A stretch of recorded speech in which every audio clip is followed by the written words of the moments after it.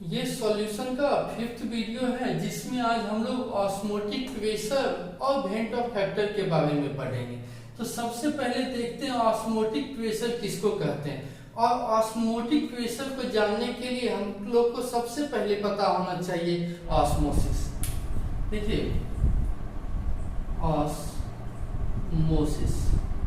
Osmosis किसको कहते हैं। जैसे एक हम कंटेनर लिए, उस कंटेनर को हम लोग एसपीएम से सेमी परमिएबल मेम्ब्रेन, एसपीएम किसको कहते हैं, सेमी परमिएबल मेम्ब्रेन। एसपीएम क्या होता है, सेमी परमिएबल मेम्ब्रेन क्या होता है कि वैसा एक थिन टाइप का मेम्ब्रेन होता है जो खुद से होके सिर्फ और सिर्फ सॉल्वेंट पार्टिकल्स को पास होने देता है, सॉल्यूट पार्टिकल्स को पास होने नहीं देता है। SPM semi permeable membrane. देखिए the membrane which only allow to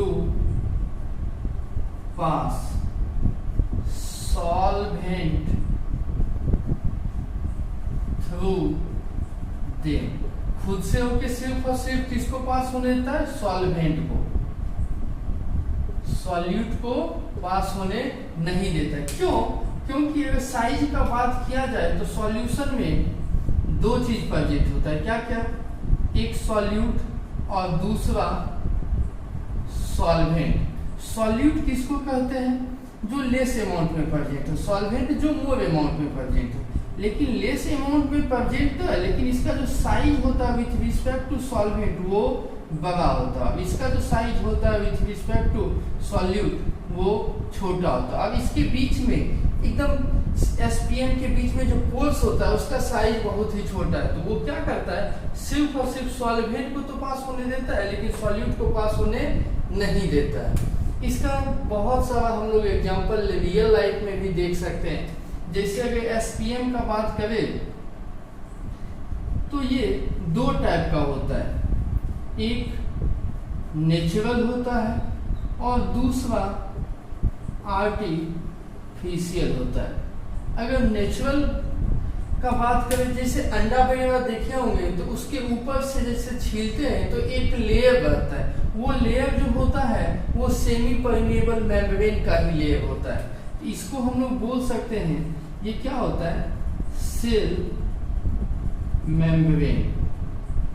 और आर्टिफिशियल में अगर बात किया जाए तो इसका एग्जांपल होता है Cu2FeCN का होल 6। इस कंपाउंड को देख के डरना नहीं है, इस पे एक चैप्टर ही है पूरा कोऑर्डिनेशन कंपाउंड, उसमें हम लोग कि जितना भी कॉम्प्लेक्स कंपाउंड है उसके बारे में डिटेल्स में पढ़ेंगे।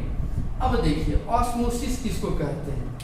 तो ये कंटेनर में हम लोग एक साइड लिए हैं डाइल्यूट सॉल्यूशन और दूसरा साइड लेते हैं कंसंट्रेटेड सॉल्यूशन। तो हम लोग क्या देखते हैं कि सॉल्वेंट पार्टिकल्स जो है वो इधर से इधर भी इस एसपीएम से होके मूव करेगा और इधर से इधर भी मूव करेगा। लेकिन जो ज्यादा मूवमेंट होगा वो किस साइड से किस साइड होगा, इस साइड डाइल्यूट सॉल्यूशन के साइड से कंसंट्रेटेड सॉल्यूशन के साइड जो मूवमेंट होगा सॉल्वेंट पार्टिकल्स का वो ज्यादा होगा। क्यों? क्योंकि इधर जो है वो डाइल्यूट सॉल्यूशन है तो सॉल्वेंट ज्यादा है, तो जिस साइड ज्यादा सॉल्वेंट है तो कम के साइड जाएगा। इसीलिए हम लोग बोल सकते हैं ऑस्मोसिस किसको कहते हैं, जो प्रोसेस अभी बताया इसी को ऑस्मोसिस कहते हैं। The net movement of solvent particles from dilute solution to concentrated solution through किससे होके, सेमी परमिएबल मेम्ब्रेन से होके, उसी को हम लोग ऑस्मोसिस कहते हैं। तो हम लोग बोल सकते हैं दी नेट movement of किसका? सॉल्वेंट पार्टिकल्स किधर से किधर? From dilute solution side to concentrated solution side, किससे होके?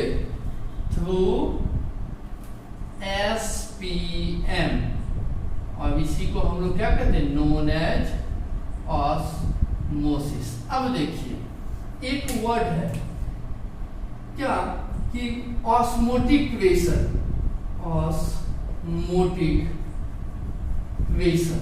ऑस्मोटिक प्रेशर को हम लोग किससे डिनोट करते हैं? तो ऑस्मोटिक प्रेशर को पाई से डिनोट करते हैं। किसको ऑस्मोटिक प्रेशर बोलेंगे वो देखिए। इधर से इधर जो नेट मूवमेंट था उसको हम लोग रोकने के लिए जो प्रेशर अप्लाई करते हैं, जैसे यहाँ पे एक पिस्टन लगा दिए। अब जैसे कोई एक बंद दरवाजा है तो उससे जो भी चीज निकलेगा उसी दरवाजा से होके निकलेगा। उसी ढंग से यहाँ पे हम लोग एक पिस्टन लगा दिए। अब ऊपर की तरफ जैसे इधर से इधर पार्टिकल्स का मूवमेंट होगा तो ये ऊपर की तरफ प्रेशर लगाएगा। तो उतना प्रेशर लगाया जाए किस साइड? कंसंट्रेटेड सॉल्यूशन के साइड, ताकि ऑस्मोसिस जो हो वो बंद हो जाए। उसी प्रेशर को कहते हैं osmotic pressure. The pressure applied on concentrated solution side, किस लिए? To stop osmosis known as osmotic pressure. तो हम लोग बोल सकते हैं द एक्स्ट्रा प्रेशर applied किस side? on concentrated solution side, किसके लिए? to stop osmosis known as osmotic pressure। इसी को हम लोग क्या कहेंगे? osmotic pressure। अब एक वर्ड और है क्या? तो रिवर्स ऑस्मोसिस। रिवर्स ऑस्मोसिस किसको कहते हैं वो हम लोग देख लेते हैं। क्या बोले? Reverse osmosis. इसको इसी प्रोसेस पे वाटर का प्यूरिफिकेशन होता है। जैसे सी वाटर वगैरह है उसका भी जो प्यूरिफिकेशन होता है, सी वाटर को ड्रिंकिंग वाटर में कन्वर्ट करते हैं, वो रिवर्स ऑस्मोसिस के ही प्रोसेस पे करते हैं। कैसे करते हैं वो देखिए। इस साइड जो प्रेशर लगाए थे हम लोग कंसंट्रेटेड सॉल्यूशन के साइड, वो प्रेशर ज्यादा लगाते, तो अब जो होगा वो सॉल्वेंट पार्टिकल्स का मूवमेंट किस साइड से किस साइड होने लगेगा? कंसंट्रेटेड सॉल्यूशन जिस साइड सॉल्वेंट कम था उधर से अपोजिट साइड में। तो उसी को हम लोग कहते हैं रिवर्स ऑस्मोसिस। कहने का मतलब ये हुआ, इफ अप्लाई प्रेशर किस side? On concentrated solution side is more than, किससे ज्यादा हो जाए?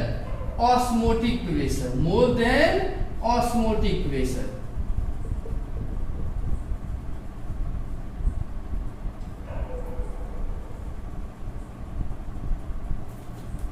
देन तब क्या होगा? सॉल्वेंट पार्टिकल जो है वो मूव करने लगेगा किस साइड से किस साइड? कंसंट्रेटेड सॉल्यूशन साइड से डाइल्यूट सॉल्यूशन के side. Then solvent particles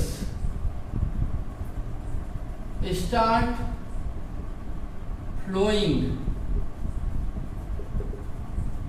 from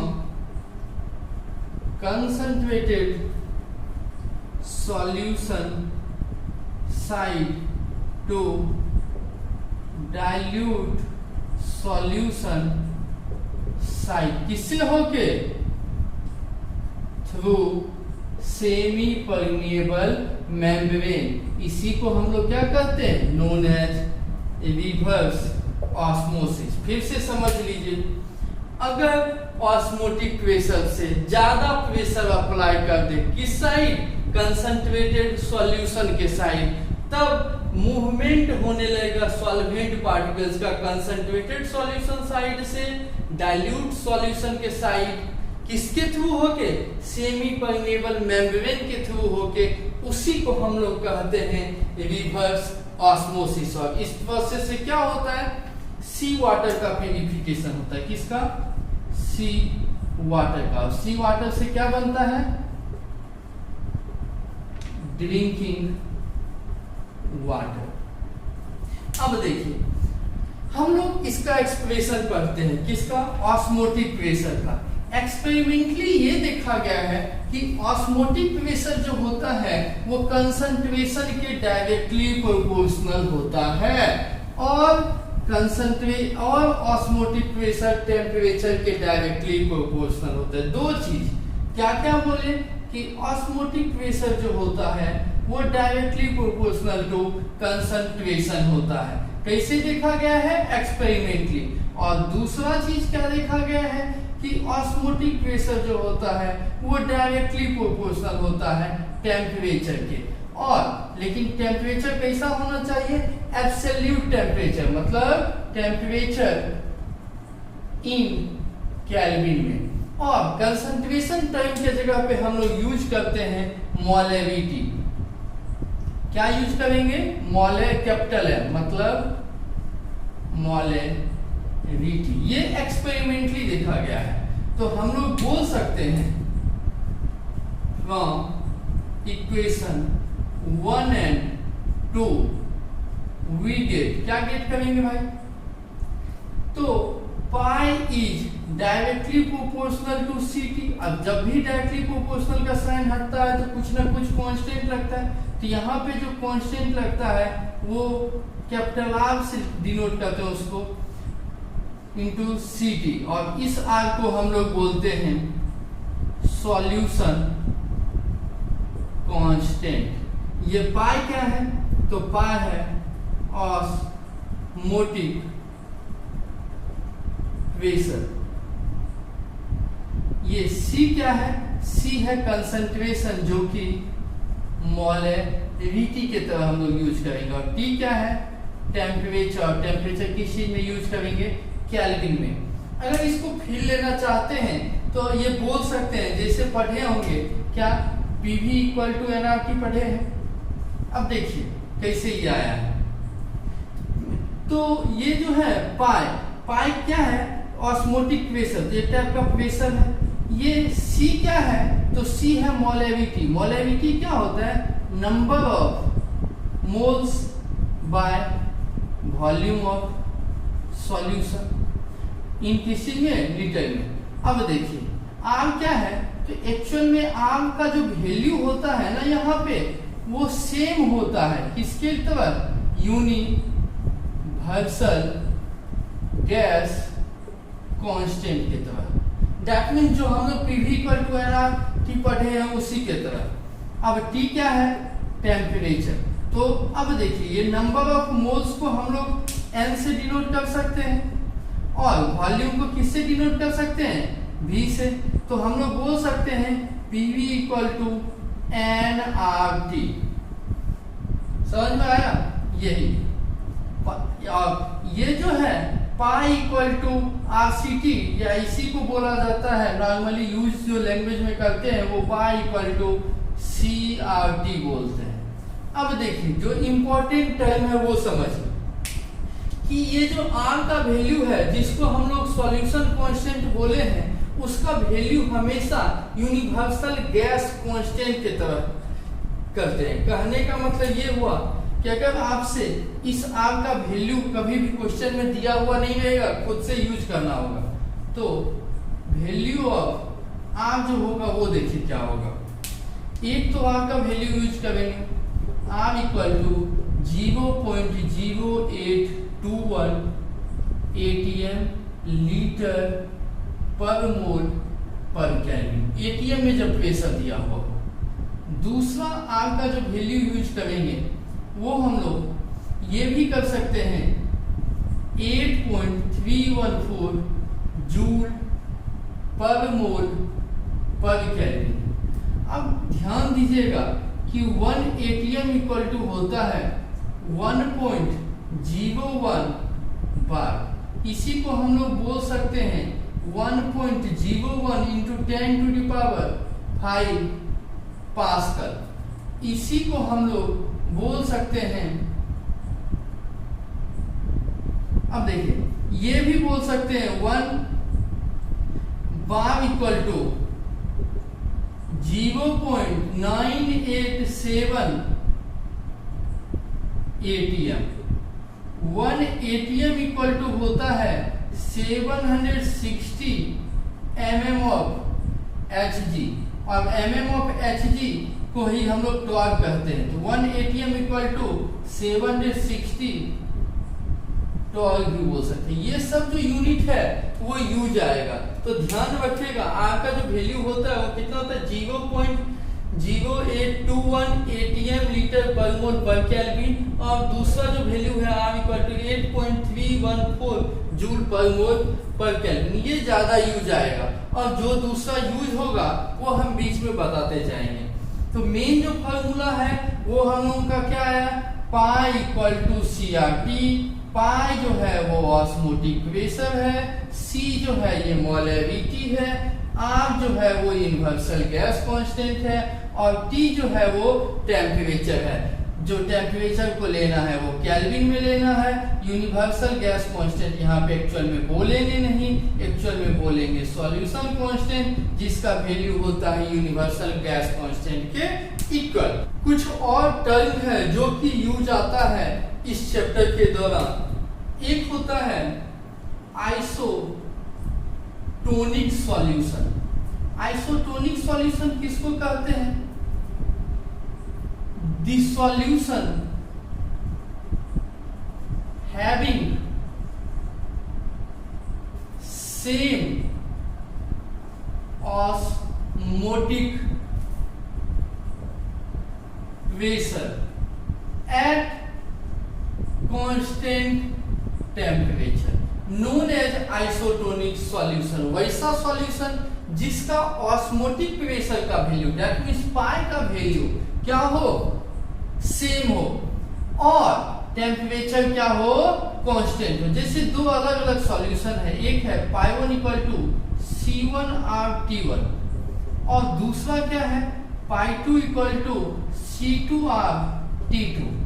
तो अगर बोल दे क्वेश्चन में कि ये दोनों कैसा है, तो ये दोनों अगर बोल दे आइसोटोनिक सॉल्यूशन है, तो हम लोग क्या करेंगे, हम लोग लिख सकते हैं पाई1 इक्वल टू पाई2, मतलब C1R_T1 इक्वल टू लिख सकते हैं C2R_T2। टेम्परेचर क्या है, कांस्टेंट टेम्परेचर कटेगा, और क्या सेम है, तो यूनिवर्सल गैस कांस्टेंट का वैल्यू जो है वो सेम है। तो हम लोग बोल सकते हैं C1 इक्वल टू C2। दो और टर्म बोला जाता है क्या, एक हाइपरटोनिक सॉल्यूशन और दूसरा बोला जाता है हाइपोटोनिक सॉल्यूशन।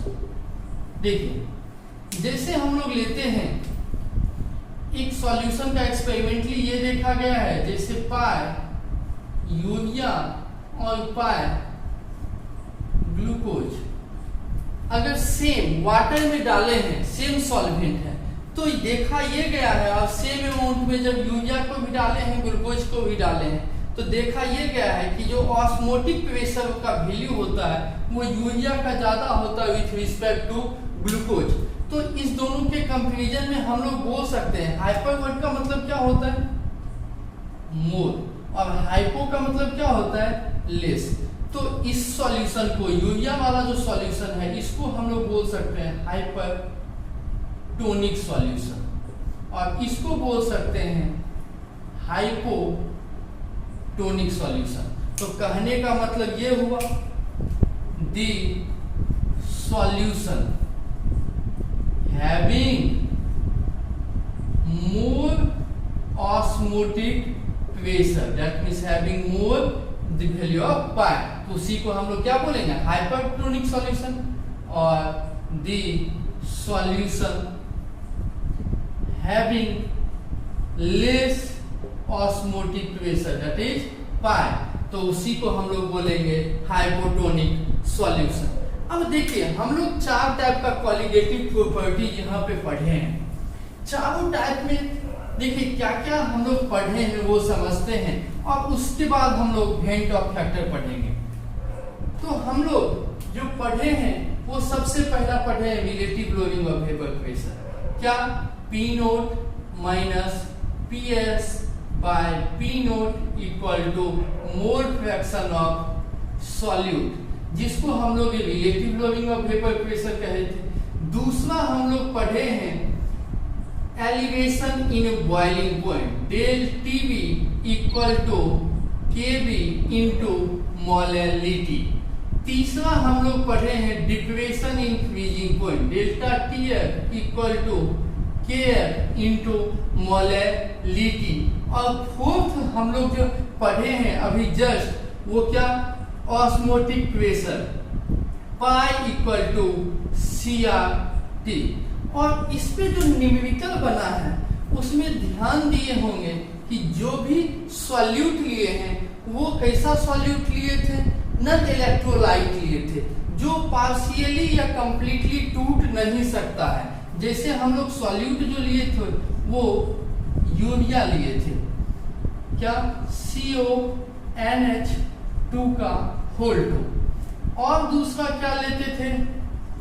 ग्लूकोज, क्या? C6H12O6। और लेते थे शुगर, C12H22O11। ऐसा ही सब्सटेंस लेते थे जो पार्शियली या फुली एसोसिएट और डिसोसिएट नहीं हो। लेकिन जब ऐसा सब्सटेंस दे दे जो पार्शियली या फुली एसोसिएट या डिसोसिएट हो जाए, जैसे NaCl। अब जैसे NaCl है वो एक, उसको जैसे ही सॉल्यूशन में डालेंगे तो पहले तो NaCl को हम लोग डालेंगे जैसे ही, तो वो किस में कन्वर्ट हो जाएगा? वाटर में, Na प्लस और Cl माइनस। अब देखिए यहाँ पे जो नंबर ऑफ सॉल्यूट पार्टिकल्स है वो कितना है? 1 है। अब सॉल्यूशन में जाने के बाद कितना सॉल्यूट पार्टिकल्स हो जा रहा है? 1 और 1 2। तो नंबर ऑफ सॉल्यूट पार्टिकल्स जैसे ही चेंज हो रहा है, दैट मींस कॉलिगेटिव प्रॉपर्टी जो है वो क्या हो रहा है? चेंज हो रहा है। तो इसी के लिए जो एक टर्म आया है वो टर्म होता है वेंट ऑफ फैक्टर, जिसको हम लोग क्या कहते हैं? Van't Hoff factor. तो अब हम लोग पढ़ रहे हैं वेंट ऑफ फैक्टर। अब वेंट ऑफ फैक्टर बहुत ही इंपॉर्टेंट है, उसी पे हमेशा न्यूमेरिकल वगैरह पूछता है, बोर्ड में भी पूछता है और कंपटीशन में भी पूछता है। तो हम लोग यहाँ से यही समझे कि जो सब्सटेंस एसोसिएट और डिसोसिएट करने वाला नहीं था उसको नॉर्मल फॉर्मूला से बनाएंगे, और जो सब्सटेंस एसोसिएट और डिसोसिएट करेगा उसके लिए एक टर्म यूज करेंगे जिसको हम लोग कहते हैं van't Hoff factor. Went Hoff factor को स्मॉल आई से डिनोट करते हैं। अगर वेंट ऑफ फैक्टर के बारे में पूछा जाए तो इसके लिए हम लोग बोल सकते हैं number of moles of particles after association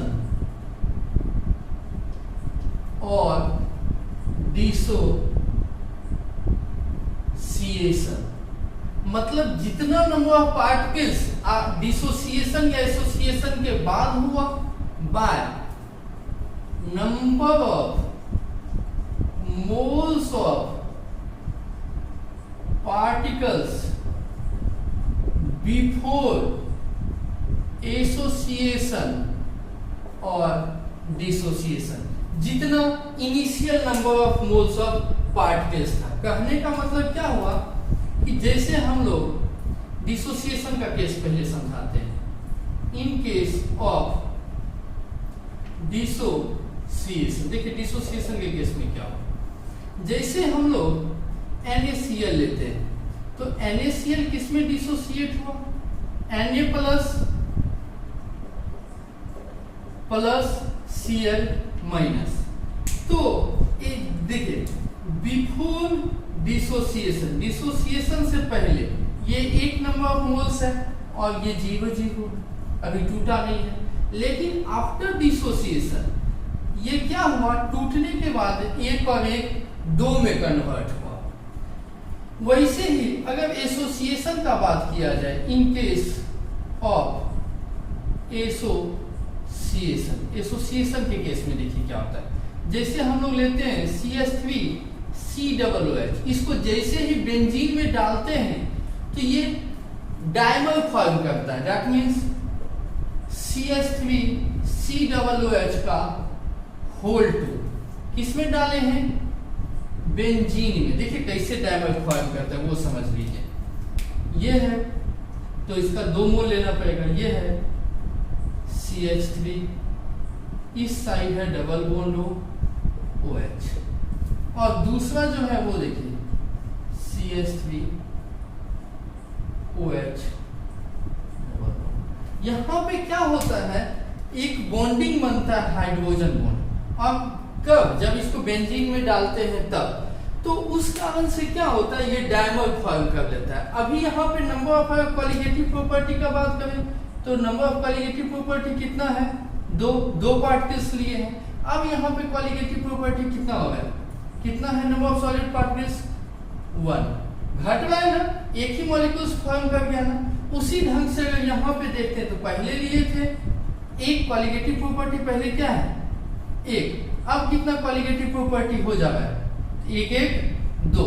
तो हम लोग ये बोल सकते हैं, अगर बात किया जाए नंबर ऑफ सॉल्यूट पार्टिकल्स का और किसका बात किया जाए, कॉलिगेटिव प्रॉपर्टीज का, मॉलिक्यूलर मास का और वैल्यू ऑफ आई का। किसका? वैल्यू ऑफ आई का। तो देखते हैं हम लोग हर जगह क्या होता है। किसके केस में? इन केस ऑफ डिसोसिएशन और दूसरा एसोसिएशन। अब बताइए नंबर ऑफ सॉल्यूट पार्टिकल्स क्या हो रहा है? डिसोसिएशन के केस में 2 हो रहा है तो बढ़ रहा है, नंबर ऑफ सॉल्यूट पार्टिकल्स बढ़ रहा है। इसके एसोसिएशन के केस में नंबर ऑफ सॉल्यूट पार्टिकल्स क्या हो रहा है? यहाँ पे 2 है, यहाँ पे 1 हो जा रहा है तो घट रहा है। अब इसके केस में जो कॉलिगेटिव प्रॉपर्टी है, वो कॉलिगेटिव प्रॉपर्टी में क्या हो रहा है? नंबर ऑफ सॉल्यूट पार्टिकल्स पे डिपेंड करता है। तो जैसे ही नंबर ऑफ सॉल्यूट पार्टिकल्स बढ़ रहा है, 1 से 2 हो गया, तो वैसे ही कॉलिगेटिव प्रॉपर्टी भी बढ़ेगा। अगर यहाँ पे कॉलिगेटिव प्रॉपर्टी का बात किया जाए तो 2 से घट के कितना हो रहा है? 1। दैट मीन्स कॉलिगेटिव प्रॉपर्टी घट रहा है। अगर मॉलिक्यूलर मास का बात किया जाए तो यहाँ पे इसका जो मॉलिक्यूलर मास है वो जो होगा, और इसका जो मॉलिक्यूलर मास है, मॉलिक्यूलर मास डबल हो रहा है। दैट मीन्स मॉलिक्यूलर मास क्या हो रहा है? एसोसिएशन के केस में बढ़ रहा है, तो मॉलिक्यूलर मास क्या हो रहा है? बढ़ रहा है। लेकिन इसका जो बात किया जाए वो मॉलिक्यूलर मास क्या हो रहा है? टूट रहा है। दैट मीन्स घट रहा है। अब देखिए वैल्यू ऑफ आई। अगर वैल्यू ऑफ आई का बात किया जाए तो क्या करते हैं? Number of moles of particles after association और डिसोसिएशन। एसोसिएशन या डिसोसिएशन के बाद, तो एसोसिएशन या डिसोसिएशन के बाद कितना हुआ? 2। और number of moles of particles before association और डिसोसिएशन। बिफोर एसोसिएशन और डिसोसिएशन का से पहले कितना है? 1। यहाँ पे आप ये भी लिख सकते हैं दी टोटल नंबर ऑफ मोल्स 2/8। और यहाँ पे अगर बात किया जाए तो number of moles of particles after association और डिसोसिएशन कितना हो रहा है? तो 1। बिफोर एसोसिएशन और डिसोसिएशन से बिफोर कितना है? 2। तो हम लोग ये बोल सकते हैं कि जो वैल्यू ऑफ आई है किसके केस में? डिसोसिएशन के केस में, वो वैल्यू ऑफ आई जो है वो 1 से बड़ा है। लेकिन एसोसिएशन के केस में ये घट रहा है ना आई का वैल्यू, तो इसके केस में आई का जो वैल्यू है वो 1 से छोटा है। इस चीज को ध्यान रखिएगा। देखिए एक चीज और, एक्चुअल में ये जो होता है ना, ये वाला पोर्शन जो बाद में हुआ, यही मेन होता है, यही ऑब्जर्व्ड है। और ये जो थ्योरेटिकल है ना, ये मेन नहीं होता है। क्यों? क्योंकि NaCl जैसे है सॉल्यूशन में, तो वो जाके क्या करेगा, टूटेगा।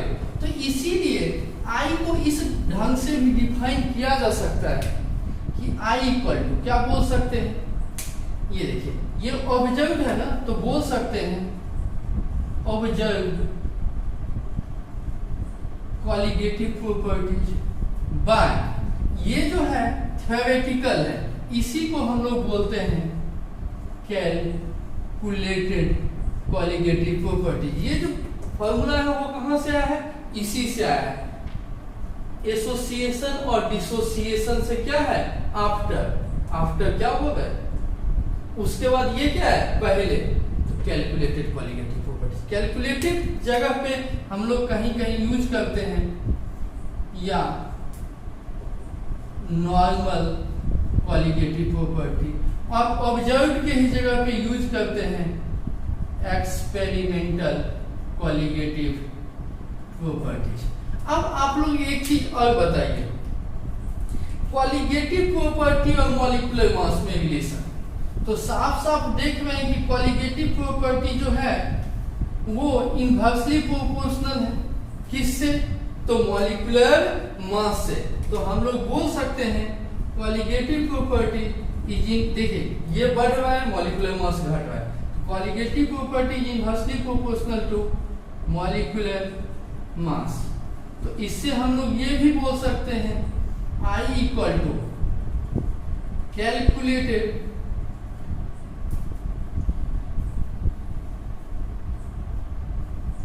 कैलकुलेटेड मॉलिक्यूलर मास और normal molecular mass by observed molecular mass और एक्सपेरिमेंटल मॉलिक्यूलर मास।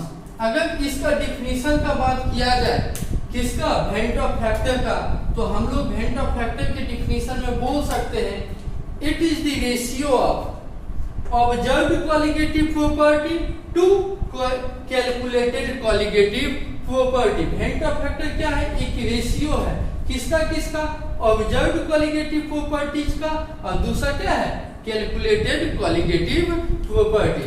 तो हम लोग बोल सकते हैं van't Hoff factor is the ratio of observed qualitative property to calculated qualitative properties. अगर बात किया जाए पहले वाला जो फॉर्मूला था उसका, ध्यान दीजिए, पहले जो हम लोग पढ़े थे क्वालिटेटिव प्रॉपर्टी जो 4 टाइप का, वो क्वालिटेटिव प्रॉपर्टीज को अब इससे रिलेट करते हैं। देखिए हम लोग सबसे पहला जो पढ़े थे relative loading of vapour pressure, वो क्या था, P nought minus PS by P nought equal to mole fraction of solute. दूसरा हम लोग क्या पढ़े, delta T B equal to KB into molality. तीसरा हम लोग क्या पढ़े, delta TF equal to KF into molality. और फोर्थ अभी लोग हम लोग जस्ट पढ़े हैं pi equal to CRT। C यहाँ पे ध्यान रखेगा, ये सब मोलेलिटी है और ये मोलेलिटी है, ये क्या है, मोलेलिटी, और ये भी क्या है, मोलेलिटी। देखिए ये क्या है, मोलेलिटी, ये ध्यान रखिएगा। अब देखिए हम लोग इसको इससे रिलेट करते हैं। तो I इक्वल टू क्या होता है, ऑब्जर्व्ड क्वालिटेटिव प्रॉपर्टी और experimental qualitative property bye calculated qualitative property.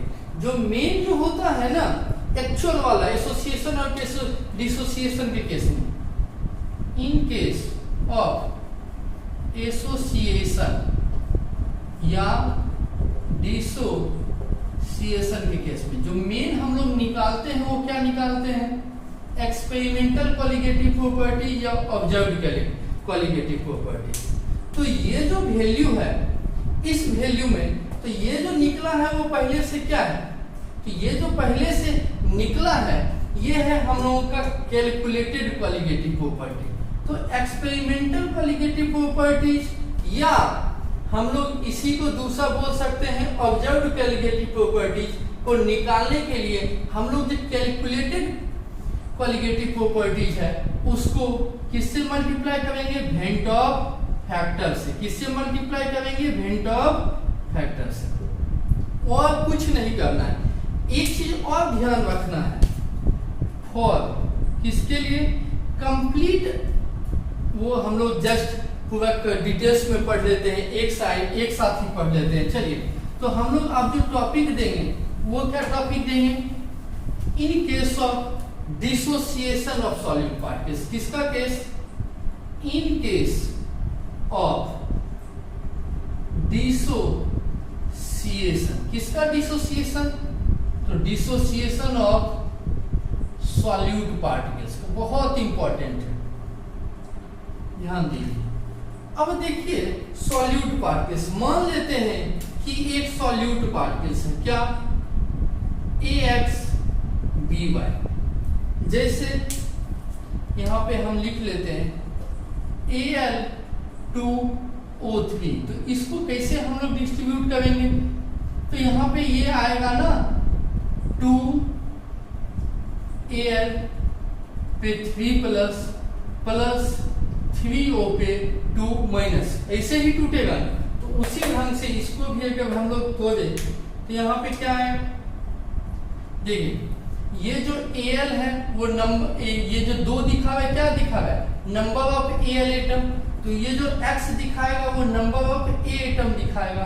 तो हम लोग बोल सकते हैं X A पे क्या, Y प्लस YB पे X माइनस। देखिए O का एटम 3, तो यहाँ पे क्या लिखे 3, और इसका जो Al पे चार्ज होता है वो क्या आएगा, इसका चार्ज, और इस पे जो चार्ज आएगा वो क्या आएगा, ये वाला नंबर ऑफ एटम। तो बस उसी को यहाँ पे लिख दिए। अब बिफोर डिसोसिएशन, डिसोसिएशन से पहले, तो मान लेते हैं इस साइड हम लिख रहे हैं, let initial number of moles जो है वो A। इनिशियल, ये ध्यान देने वाली बात है, यहाँ पे मोल्स का बात करें, किस चीज का, मोल्स का। वो क्या ले रहे हैं A, ये 0 और 0। आफ्टर डिसोसिएशन ये मोल्स, एक चीज पढ़ना था क्लास 11th में इक्विलिब्रियम में, क्या कि एक वर्ड आता था अल्फा। अल्फा को हम लोग कहते हैं डिग्री ऑफ एसोसिएशन और डिसोसिएशन। अल्फा को क्या बोलते हैं, डिग्री ऑफ एसोसिएशन और डिसोसिएशन। और अल्फा इक्वल टू क्या होता है, number of moles dissociate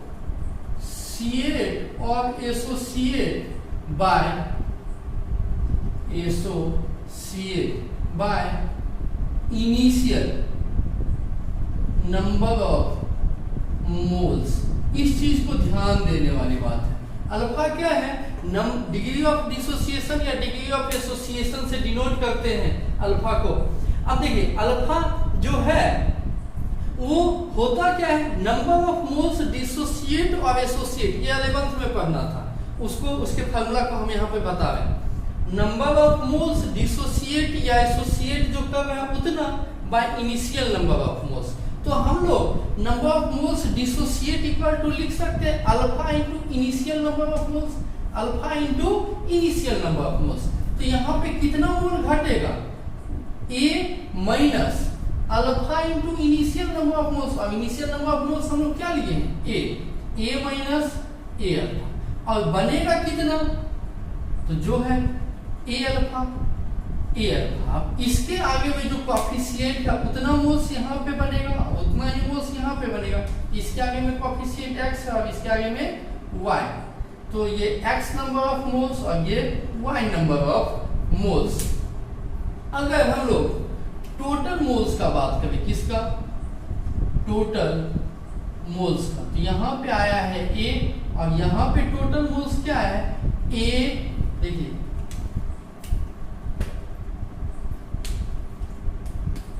A minus A alpha plus X A alpha plus Y A alpha. अब बताइए, हम लोग जस्ट अभी जो पढ़े हैं वो क्या पढ़े हैं, I equal to number of moles of solute particles after association और dissociation, total number of moles of solute particles. तो आफ्टर एसोसिएशन और डिसोसिएशन कितना हुआ, तो A minus A alpha plus X A alpha plus Y A alpha, सब में ए है। ए को कॉमन अगर ले ले तो हम लोग इसी को बोल सकते हैं, ए कॉमन ले लिए तो 1 minus alpha plus x alpha plus y alpha by, हम लोग देखिए यही क्या हुआ, I इक्वल टू, ये क्या हुआ आफ्टर एसोसिएशन और डिसोसिएशन। बिफोर एसोसिएशन या डिसोसिएशन से क्या है, तो टोटल नंबर ऑफ मोल्स सिर्फ और सिर्फ A बाय A, ये A कैंसिल हुआ और सिर्फ हम लोग को जो आया है वो I का वैल्यू कितना आया है, 1 माइनस अल्फा प्लस, इस दोनों में से अल्फा कॉमन ले ले तो x प्लस वाई। यही क्या आया है, किसका वैल्यू, वेंट ऑफ फैक्टर का। और ये अल्फा क्या है, डिग्री ऑफ एसोसिएशन और डिसोसिएशन। तो हम लोग केस जो पढ़ रहे हैं वो डिसोसिएशन का, तो यहाँ पे जो अल्फा है वो क्या है, डिग्री ऑफ डिसोसिएशन। और x प्लस वाई क्या है, तो ध्यान दीजिए x प्लस वाई यही है, देख रहे हैं यही x प्लस वाई, बस चार जो है वही है क्या, x प्लस वाई। अब हम देखिए I इक्वल टू क्या निकला है, 1 minus alpha plus alpha x plus y, x plus y क्या बताए हैं, यही है ना चार्ज। अब ध्यान दीजिए कि किसके केस में, तो for complete dissociation, complete dissociation के केस में जो होता है वो अल्फा इक्वल टू 1 होता है। अल्फा इक्वल टू क्या होता है, 1। तब हम लोग को I इक्वल टू क्या निकलेगा, तो I इक्वल टू निकलेगा 1 minus 1 plus 1 into x plus y. तो हम लोग I इक्वल टू जो निकलेगा 1 माइनस 1 0, तो I इक्वल टू सिर्फ और सिर्फ x प्लस वाई। तो अगर हम लोग से कोई पूछे NaCl के केस में I का वैल्यू क्या होगा, तो हम लोग बोल सकते हैं NaCl कैसे टूटता है, Na plus plus Cl minus में, तो यहाँ पे 1 plus 1 2, I equal to directly x plus y equal to. उतना क्वेश्चन में निकालने का कोई जरूरत नहीं है, डायरेक्टली हम लोग बोलते हैं। जैसे यहीं पे पूछ ले हम लोगों से इसी का जो अभी जस्ट एग्जांपल में हम आप लोग को समझाए थे, Al2O3 का, तो ये कैसे टूटा था, 2Al पे 3 प्लस 3O पे 2 माइनस, तो यहाँ पे I इक्वल टू पूछेगा तो क्या होगा, 3 और 2, तो I इक्वल टू 5। लेकिन जब कोई ऑर्गेनिक कंपाउंड उस ढंग का दे दे जो पार्शियली टूट रहा हो, क्वेश्चन में बोल देगा कि पार्शियली टूट रहा है, तब हम लोग I का वैल्यू जो होगा वो कैसे कैलकुलेट करेंगे वो देख लेते हैं। किसके केस में, तो फॉर पार्शियल डिसोसिएशन के केस में। अब देखिए उसके केस में जो I निकलेगा वो कैसे निकलेगा, तो जो I है वो हम लोगों का क्या है, अगर जैसे ये है कुछ एग्जांपल देख लेते हैं, जैसे है CH3COOH, ये टूटने के बाद अगर टूट रहा है CH3COO minus plus H plus, तो यहाँ पे x प्लस वाई का वैल्यू क्या है, x प्लस वाई का वैल्यू जो आया है 2।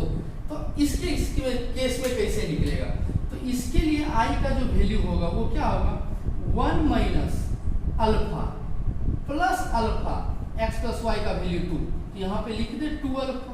तो इसका जो वैल्यू आएगा वो उसमें आएगा I इक्वल टू 2 अल्फा, तो 1 प्लस अल्फा वैसे ही अगर x प्लस वाई का वैल्यू किसके केस में, पार्शियल डिसोसिएशन के केस में कितना दे दिया है, x प्लस वाई का वैल्यू 3 दे दिया है। तो अब देखिए 1 minus alpha 1 i equal to 1 minus alpha plus alpha x plus y. अब हम लोग का x प्लस वाई का वैल्यू 3 दे दिया है, तो i equal to 1 minus alpha और प्लस 3 अल्फा। तो i इक्वल टू हम लोग बोल सकते हैं 1 प्लस 2 अल्फा। उसी ढंग से जब x प्लस वाई का वैल्यू अगर 4 देगा तो i का जो वैल्यू आएगा वो आएगा 1 प्लस 3 अल्फा। अगर x प्लस वाई का वैल्यू 5 देगा तो i का जो वैल्यू आएगा वो आएगा 1 प्लस 4 अल्फा। तो हम लोग देखिए, तब अगर हम लोग यहां से बात करें कि क्या क्या समझ में आया, तो डायरेक्टली बोल सकते हैं, इससे हम लोग को यही पता चला कि फॉर कंप्लीट डिसोसिएशन के केस में i equal to x plus y और फॉर पार्शियल डिसोसिएशन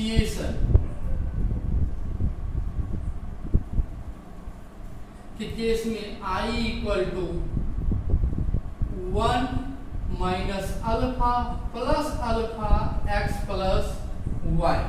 अब देखिए हम लोग इसी में एक चीज बहुत ध्यान से देखना है, if x plus y equal to 2 i equal to 1 plus alpha, if x plus y equal to 3 i equal to 1 plus 2 alpha, if x plus y equal to 4 i equal to 1 plus 3 alpha। यही ध्यान रखना है। यही था किसका case, dissociation का, fully describe कर दिए हैं। अब जो केस आएगा वो किसका, एसोसिएशन का। मेनली डिसोसिएशन वाला ज्यादा क्वेश्चन पूछता है।